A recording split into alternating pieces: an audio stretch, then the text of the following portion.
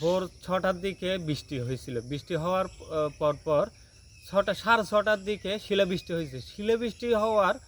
শিলাবৃষ্টি যখন থামছে 2 মিনিট পরে আপনার একটা বাতাসের তাণ্ডব চালাইছে। এটা 2 মিনিটের বা 2 মিনিট 1.5 মিনিট এরকম হবে।